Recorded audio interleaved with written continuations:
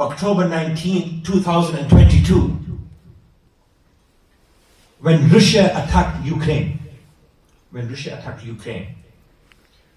Ursula von der Leyen, the EU Commission President lady, she said this, and I quote the following. She categorized the Russia attack on Ukraine as follows, and I quote, war crimes, targeted attacks on civilian infrastructure with a clear aim to cut off men, women, children of water, electricity and heating with the winter coming. These are acts of pure terror and we have to call it as such.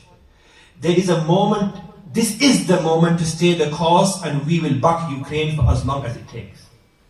So when Russia attacked Ukraine and they decided to cut off the water and electricity, the EU Commission President as well as the entire EU, they got together and they said this is a clear violation of human rights, of international law, of Geneva Convention, Common Article 33, and this is nothing but terrorism and war crime. This is what they said.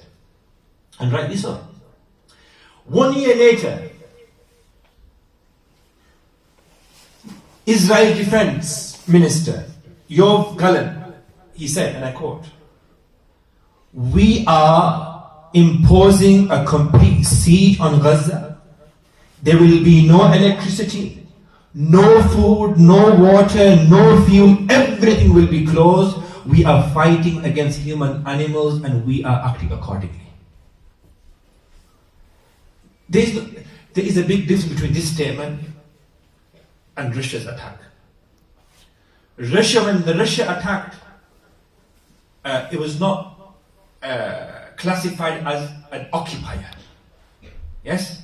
In this case, Israel, the entity of Israel is an illegal occupying state under international law. If you go to Amnesty International, in 2021, they were classified as an apartheid state who are advancing their illegal occupation. So this attack or this blockade is much worse because Gaza have got nowhere to go. It's the largest open concentration camp. And who said this? Not me, our ex-Prime Minister, David Cameron. So when he announced this, the Israel Defense Minister, that we're going to cut off food, electricity and basic needs, what did that lady say this time? Same lady who last year said this is Russia, the action of Russia are terrorism and is against international law, it's barbaric, etc.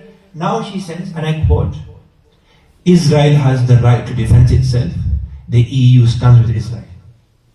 Same thing, if not worse. But now Israel has the right to defend itself. Yes, you can, even though this is collective punishment, it's against Common Article 33, Geneva Convention. And not only this, the Israel former representative to the UN, Dan Gillerman, you know what he said on Sky News? And they were just watching him when he said this.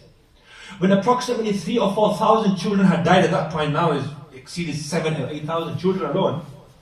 He said, and I quote, "I am very puzzled by the constant concern which the world is showing for the Palestinian people.